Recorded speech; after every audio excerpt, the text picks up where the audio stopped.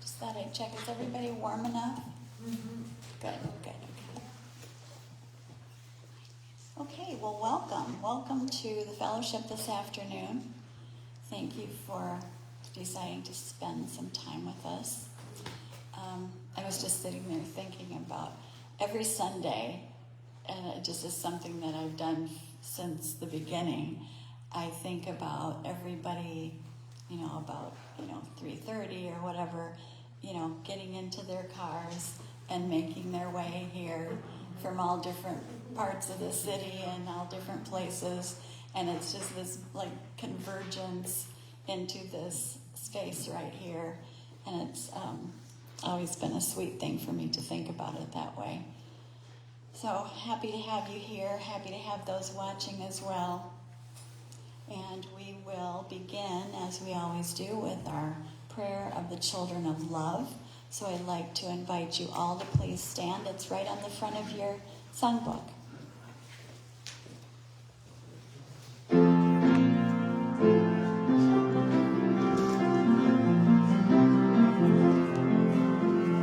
Father, Mother, God, your kingdom come, your holy will be wholly done. Spirit, source of love, your children sing, flow through us now in everything, every day, in every way. Our prayer is this: everywhere, let love be there, and so it is. Back to the top. Father, Mother, God, your kingdom come, your holy will be wholly done. Spirit, source of love, your children sing, flow through us now in everything. To the end. Father, Mother, God, your children pray, be love in us in every way. Just beautiful. Please be seated.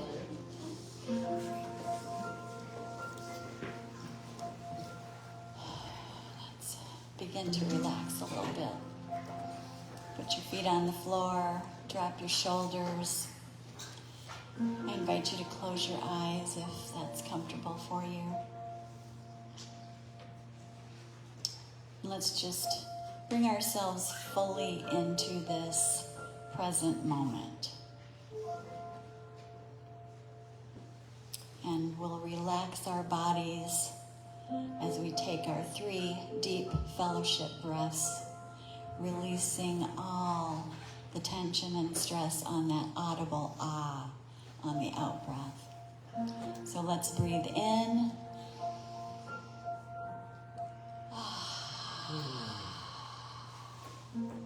Breathe in.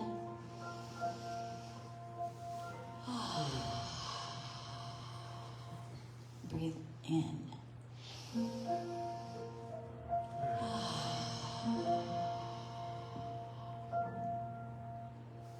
Laying down all of the cares and concerns of this human world, we bring our full attention to the one loving presence, divine love, substance of all that is, a vast, unlimited, unbounded oneness that we live, move, and have our being in. We open our heart awareness to this life force and feel this powerful energy breathing us and illuminating us, our entire being. And we give thanks for the deep knowing that the vitality and wisdom and peace of God is ours, and that miracles are our natural birthright.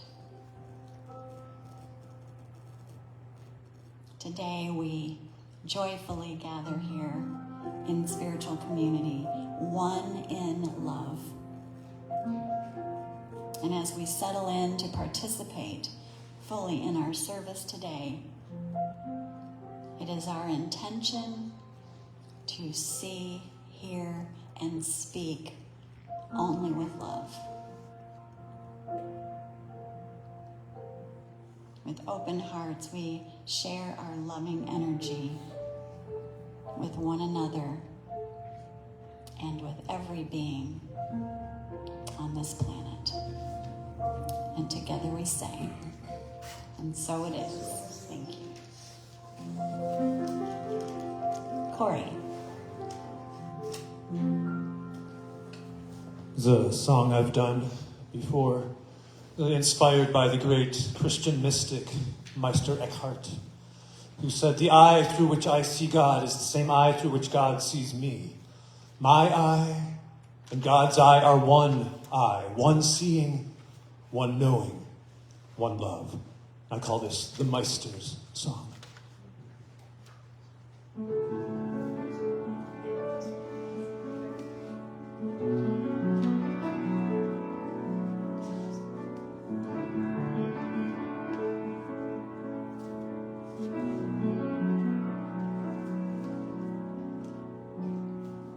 The mind in which the Father knows me is my own.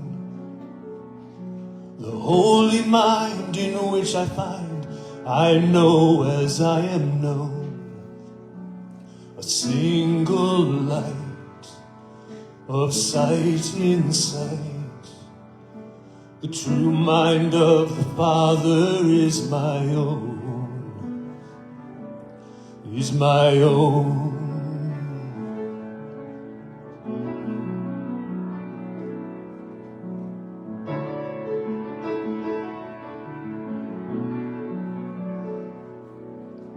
The heart in which the mother holds me is my own. The holy heart, my deepest part, alone with thee alone. The joining of our love in love.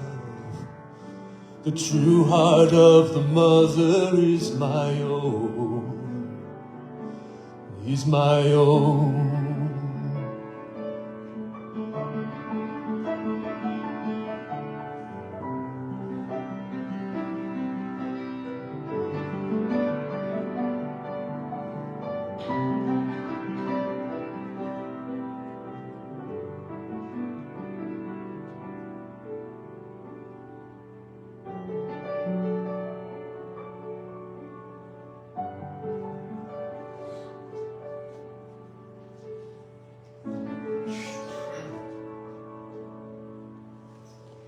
The unity of all in one is everything.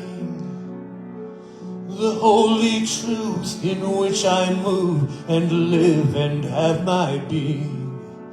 One great Amen, one great I am. The truth of all in oneness is my own. The truth I am within the one alone. Yes, the truth of all in oneness is my own. Is my own.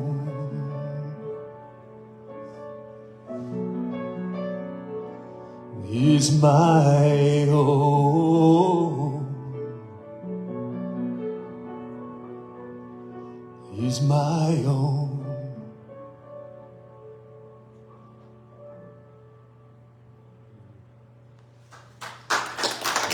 Thank you.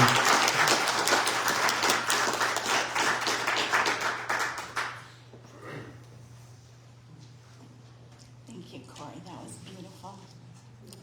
Just beautiful. I think we all feel the love that just flows through your heart when you sing and play, don't we? Thank you. So now we get to sing again. I'd like to invite you all to stand and turn to page 17. We're going to sing the I Am chant. We haven't sung this one for a while, and we're not going to do all the verses, just love and peace. And Corey will guide us on that. So yeah. I am love, and then we'll do we are love, and then we'll do we are peace. Yeah, right? yeah. And so if you would, please stand, and then after the song, please stay standing for greeting our neighbors.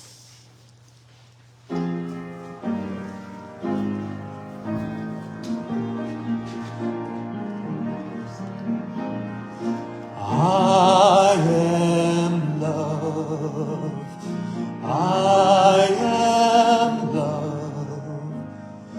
In this moment, I am love. We are love. We are love.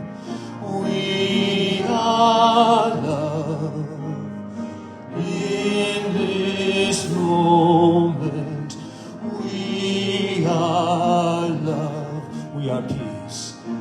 We are peace. We are peace. In this moment, we are peace.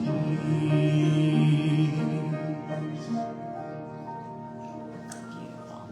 So just take these moments now to greet each other, hugs, handshakes.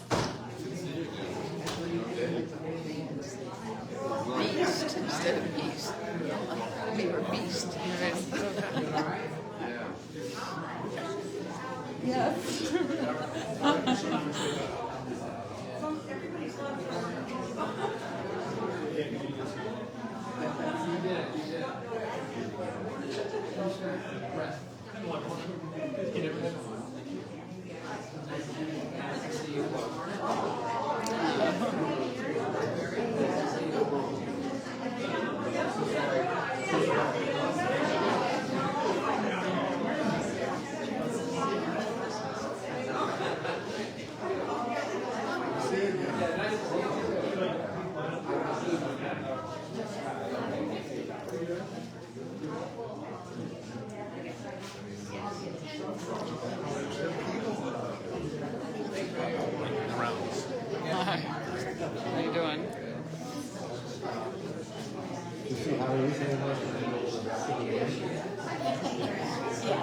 Hey, you. Hi.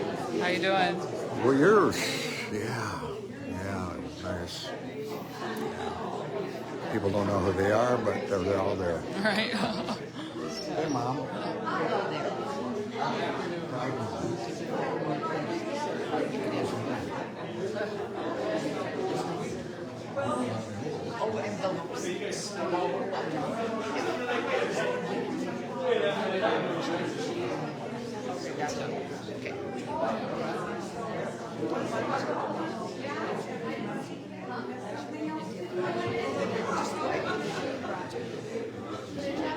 It's pointing up.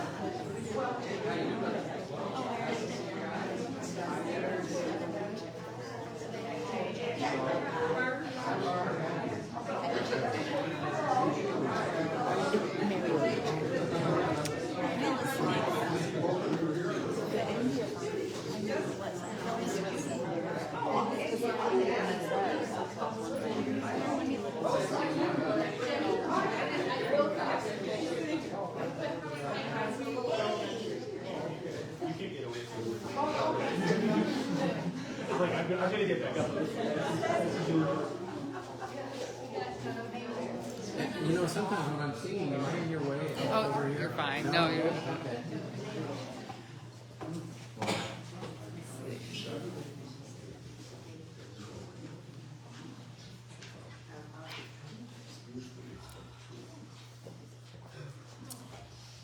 Wonderful. Well done. Yes, well done all. I'm happy to introduce our speaker this afternoon. I'm so glad that he had good weather for his drive over from Ann Arbor, correct? Royal. Royal Oak. Okay, so that's a hike as well. Even more of one, I think. So we appreciate you coming over today. And please give a very warm welcome to Brett Koon, please.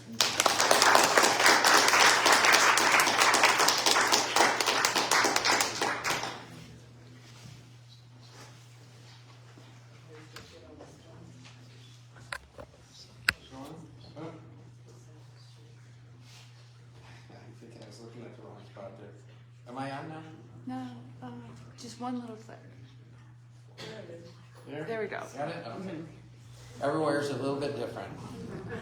Yeah, I started actually coming down, snowing very hard, and I'm like, oh, I hope I left in time. I actually went to Interfaith in Ann Arbor last night. We had a fundraiser there, and I did not realize what the roads were doing while I was in there helping set up. I was in there for about 5 hours, and I'm like, my wife texted me and said, please drive slow and be careful. She knows me too well, so... the title of my talk today is Resting as the Stillness. And the reason I chose this title is because I was meditating just recently. I've been meditating literally over 33 years now, and I just had this awareness. Like, I've heard a lot of people talk about stillness, and, you know, as a meditation teacher, you think, yeah, you ought to know about stillness, but I'm still learning about it, honestly. But what happened for me was I noticed that when I was meditating, I got this insight that the space between when the thought is there and between when you become aware of the thought is where true stillness really resides. And the beautiful thing is when you have the thought and then all of a sudden you're like, oh, I'm thinking, let me just come back to the moment, come back to the breath, or maybe it's a mantra, whatever it is that brings you back to the present moment. You have a little bit of a gap, a space. Eckhart totally talks a lot about the space between the thoughts.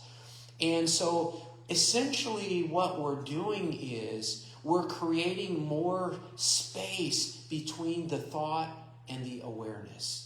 And that, to me, is where stillness resides, although I'm open for learning more about it, and I'm sure I will. We talk about oneness a lot of times, that we're one with everything. I had an experience recently where when I was, because for me, it's like it was more of a knowingness rather than an experience of it. But recently I was meditating, and when I was just being aware, I'm like, oh, this is God. God's in awareness. It's like we weren't separate in that moment. That's the first time that it's happened for me. Again, I've been doing this for 33 years. You would think maybe it would have happened a little sooner, but I'm a very slow learner. So my teacher used to say, doing the Ashaya meditation, which has kind of been my home base for many years, he said most people will step into the first stage of enlightenment, perpetual consciousness, he called it, which is when you're always conscious and aware. He said it takes about average of 5 to 8 years. Well, let's see, that was about, when did I start that? 1998, I think it was. So, like I said, I'm a bit of a slow learner. I think I've been in my head a little too much along the way. But it doesn't matter, right? It's like when you come back to this moment, nothing really matters. It's like when you're present and you're just being in the awareness, everything else drops away. I hear sometimes a lot of teachers approach the present moment as a different thing. And I want to talk a little bit about stillness and the present moment. I've heard teachers, particularly Eckhart Tolle, strikes me as a couple things that he said. He's like, he talks about, in fact, a lot of teachers, at least the ones that I study, talk about learning about who you're not helps you to get to an understanding or an experience of who you are. So it's more, rather than trying to be more loving or compassionate or kind, it's about becoming aware when you're not compassionate, when you're not kind, when you're not loving. And the more you become aware of that, those false truths fall away. I say false truths, kind of an oxymoron, but the ones that we're falsely identifying with as if it's the truth. So some of the things that the teachers will say is, you're not in the present moment when you're here, but you want to be there. You're here, but you want to be there. In other words, there's something that you're not satisfied with about this moment here. And I think we all do that sometimes because we get pulled into different things that would have us believe something different about life. I don't know about you. Generally, when I speak at mostly interfaith and unity churches, probably 90% of them are, I'm going to say Democrat or liberal, and I'm not going political on this. Whatever you choose is your path, and I honor that fully. I do want to say that for me, with the current administration, it has brought up all kinds of stuff that is mine. It's just my stuff. And so I don't watch the news actually, but I'll get on Facebook and I'll have a friend post something and I go, I didn't know that. And I'll get into my disappointment, my anger, maybe even my outrage. But this isn't a bad thing. It's not a bad thing if we use it in a way to help wake us up. And that is what the opportunity is for us today. Because I really only see two choices. Either we're caught in the quagmire, the mud of life, and we're being drugged through that, or we say, wait a minute, why would I want to be so much in my opinion, so much in my self-righteousness that I can't make the choice to just simply come back to the present moment, come back to the stillness within myself, which is always there. It's always there. I think I'm on an Eckhart Tolle quote things here. But one of the things he also says is that the situation is never, ever the problem. And it's so important that we remember that these days because there's so much blame and judgment going on that we can't even make the decision to say, I don't want to stay in blame. I don't want to stay in judgment. I just want to come back to who I am. Because when you're resting in who you are, you listen to the beautiful music that Corey was sharing or listen to Mary's beautiful meditation, just coming back to this moment, this present moment that's right here, right now. One of the reasons we don't stay present a lot of times or rest in the stillness is because we're so busy trying to figure things out. Huge, huge, huge thing. You might have heard me say the quote or have read the quote before that we have about 60,000 to 80,000 thoughts every single day. And if you calculate that out, that's like a thought every second going on. Your mind is always chattering. Why is it chattering? There's a large percentage of the chatter is because you're trying to figure out how to make yourself a better life, right? How do I create a better life? How do I get more money? We think of all these things. When this happens, it'll all be better. And so we get figuring it out in our head, and we can't rest in the stillness of who we are. And by the way, it's okay. We all do it, and I'm not judging it. I'm just saying there's another opportunity that feels a lot better and is a lot less suffering involved.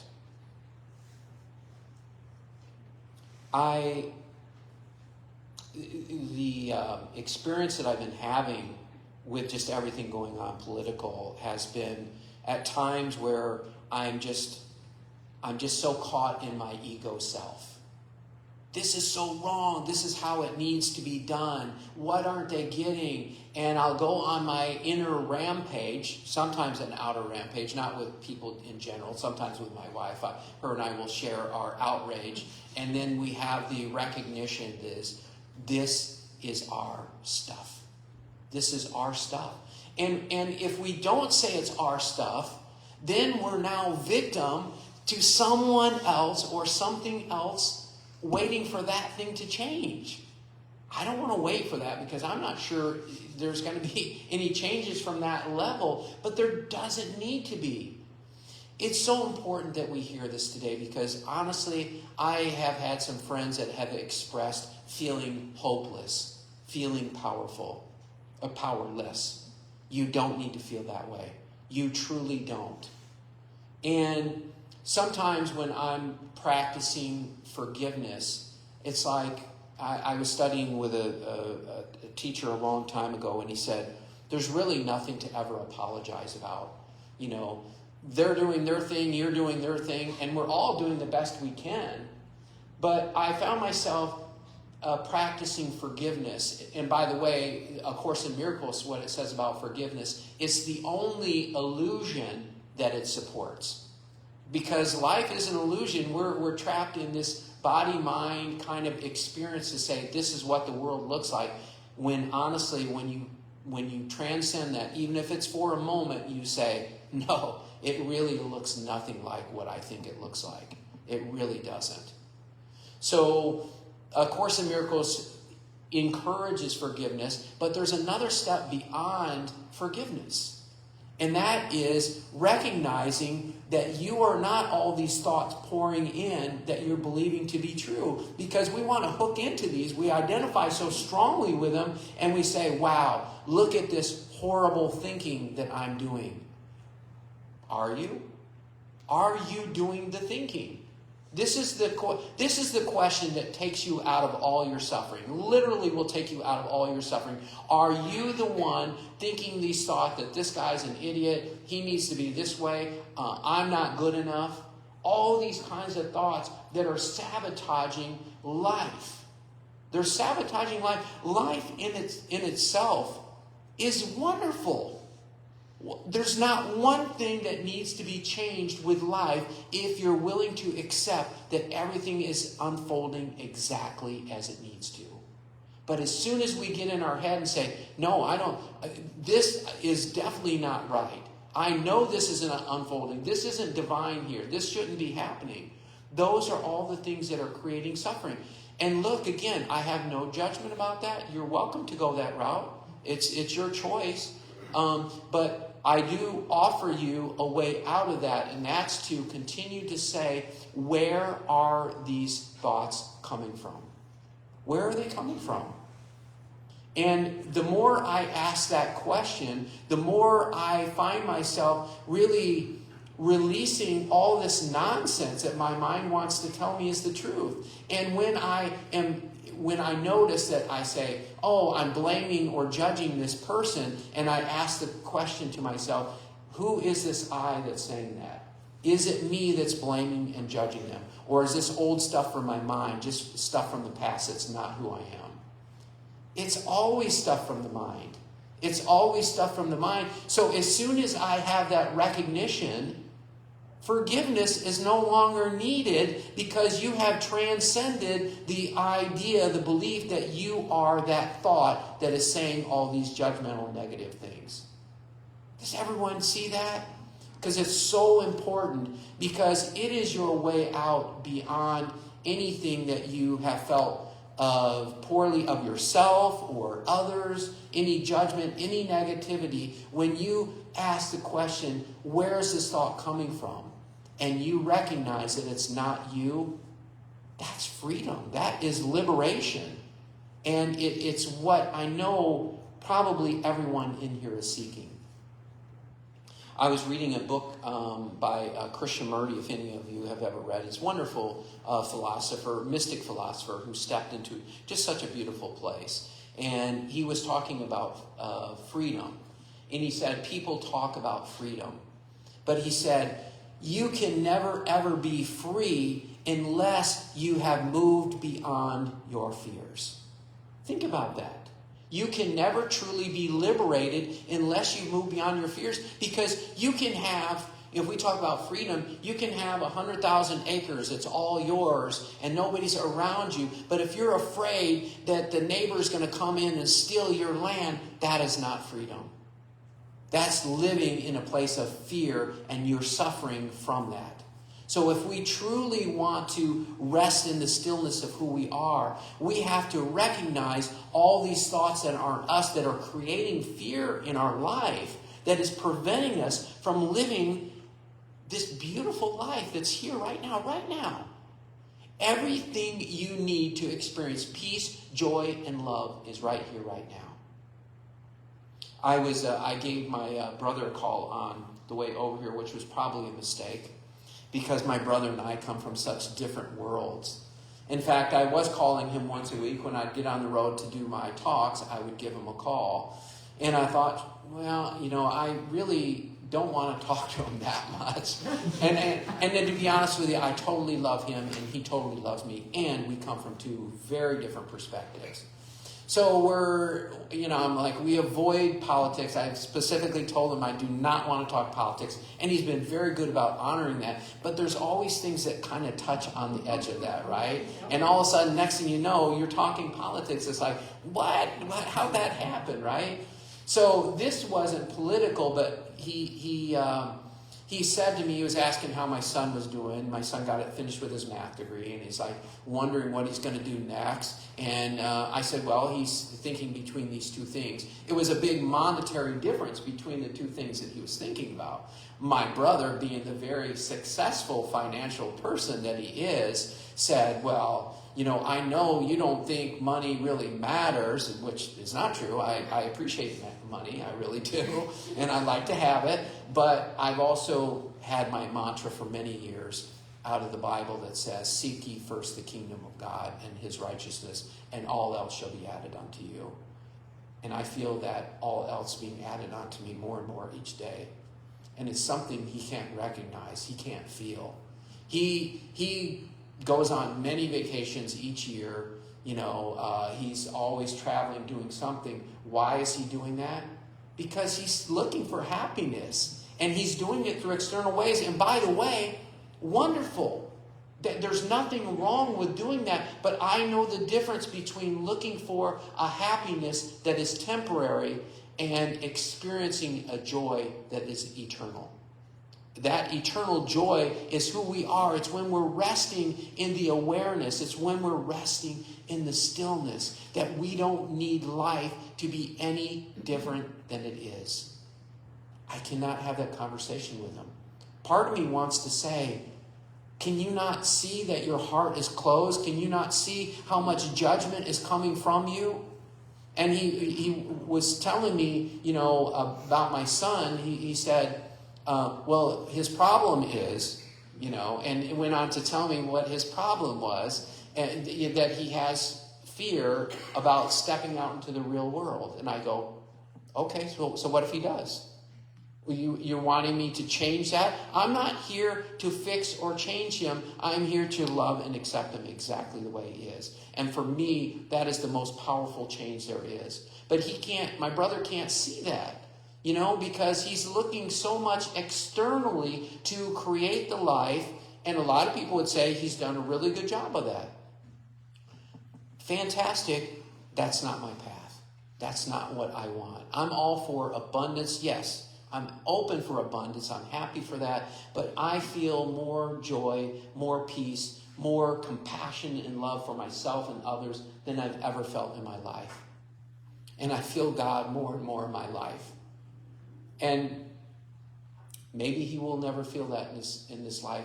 And it's not for me to try to change or fix that either, nor is it for me to judge him on that, although I do sometimes, if I'm being honest.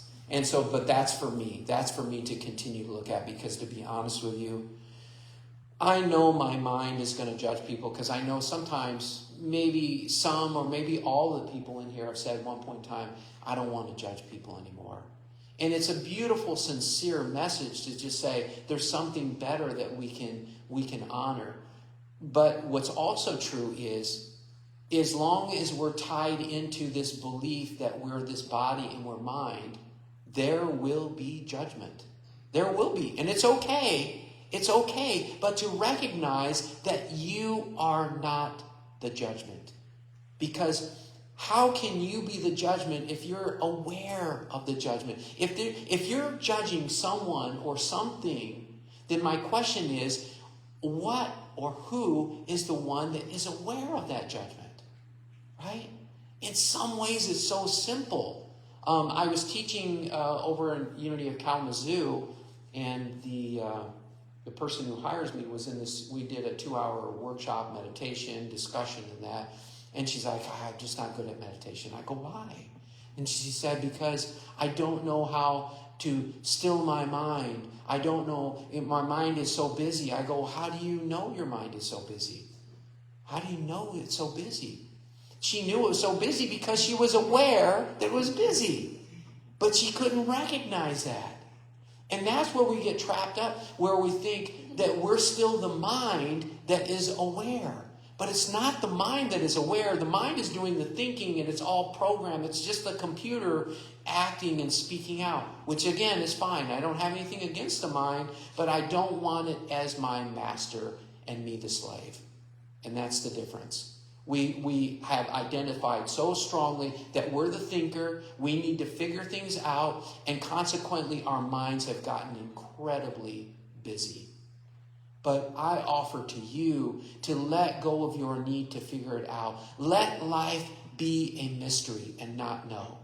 Just not know, and trust that when the answer is needed, when the experience is needed, it will be provided. And that is trust and faith. That is having trust and faith that everything is unfolding exactly as it needs to. Even if you don't believe that, I offer you to just explore with that and see if it doesn't serve in some way to even, Dr. Wayne Dyer used to say, even if you don't believe everything's happening for a reason, treat it like it does and you'll learn. And so that would be the posture I'd offer to you if you don't believe everything's unfolding the way it needs to. Life really doesn't have to be hard. It really doesn't. And I'm so glad I'm speaking this message, because I'll be honest with you, I need to hear it as much as you do. And so many things that I share, I'm so thankful that I get an opportunity to share this, weekly at least, and remind myself life truly doesn't have to be so hard. And I do find it just keeps getting easier and easier. And even though it seems crazy in our country right now, not only is there hope, but there's an opportunity for so many of us to wake up to who we are.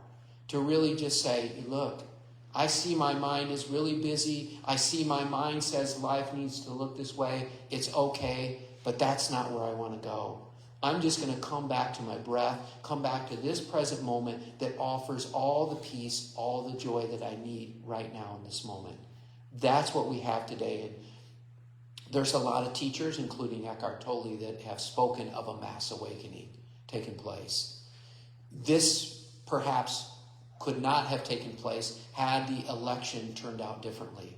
But because we have so many conscious and aware people that are ready to wake up to something deeper, this beautiful truth that they already are right now, this truth can't ever leave you. It can't ever leave you because it is you. Awareness is the only thing that never leaves. It's you. Everything else will leave you. The thoughts will leave you, the feelings, the experiences, your body will leave, your mind will leave. Everything leaves. It comes and goes except for one thing, and that is loving conscious awareness, which is who you are. And that, when you rest in that truth, you rest in the stillness, I promise you, you don't need to have life any different than what it is. Thank you so much. Oh, I do my meditation, right?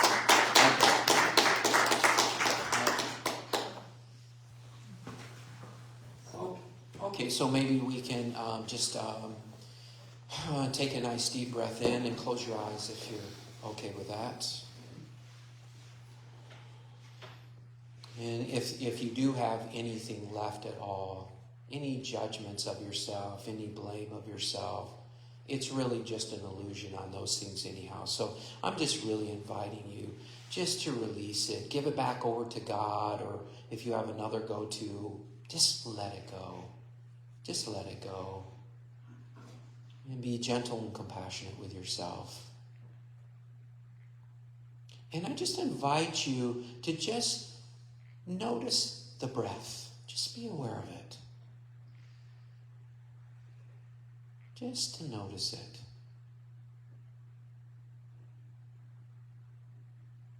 And your mind might get a little busy. Wonderful. Let the mind get as busy as it wants as soon as you notice the thought. As soon as you notice the busyness, you don't need to follow it or analyze it or figure it out. Just simply come back to being aware of your breath. And this is the space I'm talking about. It's when you're resting in just observing the breath, because there's no effort, right?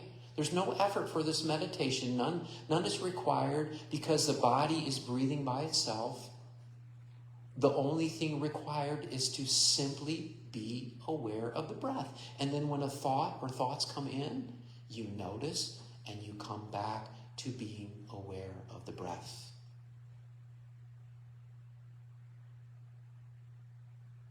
And I hope, as you continue to practice meditation, that you notice the thoughts come less and you stay focused on the breath more, which keeps you rooted in the present moment. It keeps you rooted in awareness, which is who you are. It keeps you resting in the stillness and the beautiful truth that you are right now. Right now. Just witnessing without needing to fix or change anything in this moment. You can, after we're finished today, go out and if you need to fix or change things, go for it. But I'm just offering you to release that need and attachment and desire right now so that you can simply rest in the stillness.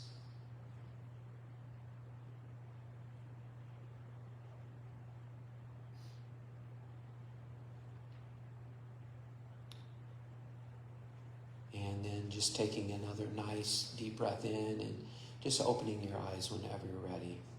Thank you so much, everybody. Thank you.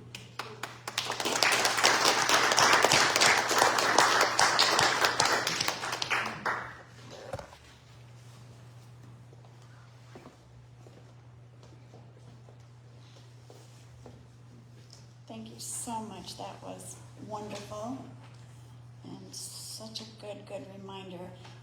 Things that we need to be reminded of over and over and all the time. So thank you so much.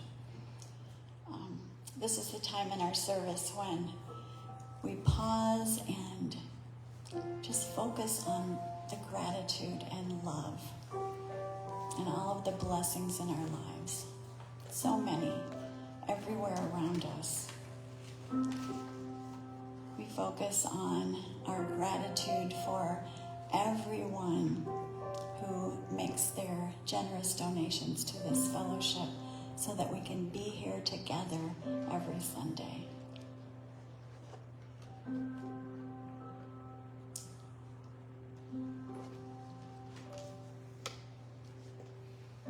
Just hold your gift in consciousness and know how appreciated it is. And Richard will come around with a basket. Put your donation in there if you're donating today. And also your prayer card if you have someone you'd like to say a prayer for. And as Richard does that, we'll sing I Am Grateful. Grateful, I am grateful. Grateful, I am grateful. Grateful, I am grateful. Grateful, I am grateful. Grateful, I am grateful. Grateful, I am grateful.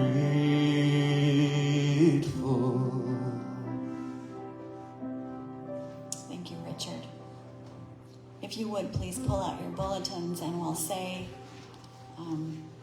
the blessing of our tithes and offerings together. The light of divine love shines eternally, blessing and multiplying our tithes and offerings. I joyously give, knowing I always have enough to share and to spare. And I invite you again to go within, to close your eyes and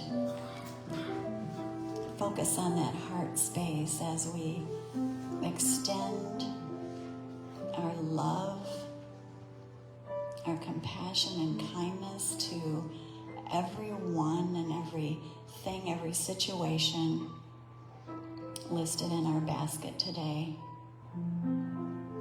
The people and the things that you hold close in your hearts.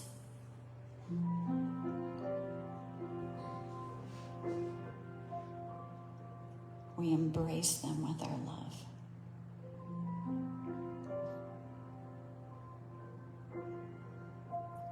And we see them, see hearts opening to receive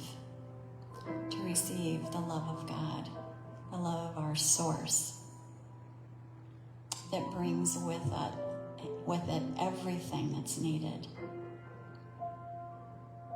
to be joyous and peaceful, healthy and happy. And together we say, and so it is. Thank you. Another wonderful song from Corey. This is called Surrender to the Miracle.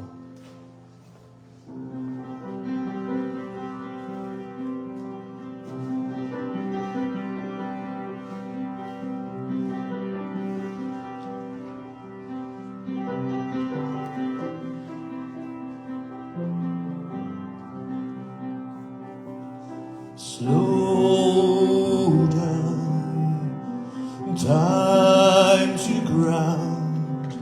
Rest now in your center as you enter in to yourself again. Let go into that flow, releasing every stress, setting worry free so peacefully. Now realigning,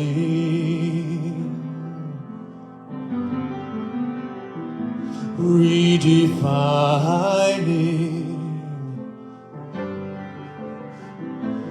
freely falling. Here now, where all things abound, where every true desire, as a tapestry woven perfectly by unseen hand, each golden strand forms a radiant life so blessed, all flowing free so easily. Now reconnecting, recollecting, freely falling, fall into the feeling, the frequency. You remember the infinite. You've always been the eternal. You are forever. So wonderful, so beautiful. Surrender to the miracle.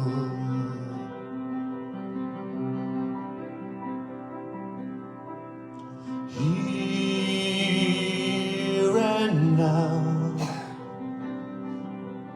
just allow, release control, free your soul. All is one, already done. Just let love choose. Surrender to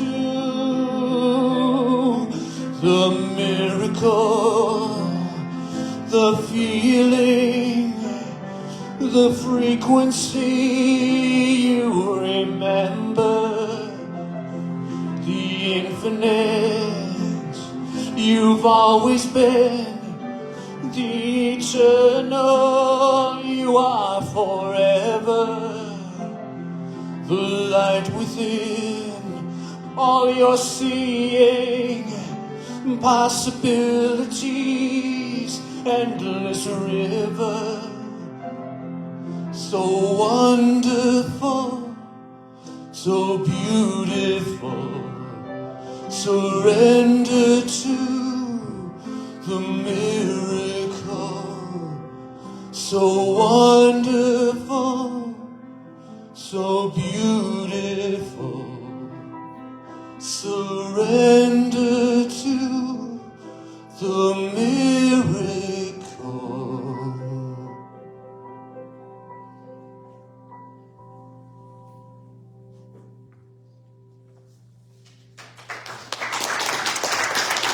Thank you so much.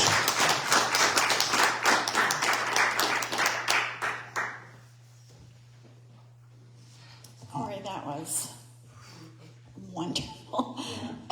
When Corey got here today, he said, "My throat's all froggy." I think you surrendered to the miracle. I did, yes. Spirit is good. Yeah. Spirit is Oh always gosh, that was just gorgeous, gorgeous. good. Thank you. Thank you for the inspiring music, Corey, and thank you for the inspiring message today, Brett. What a wonderful service.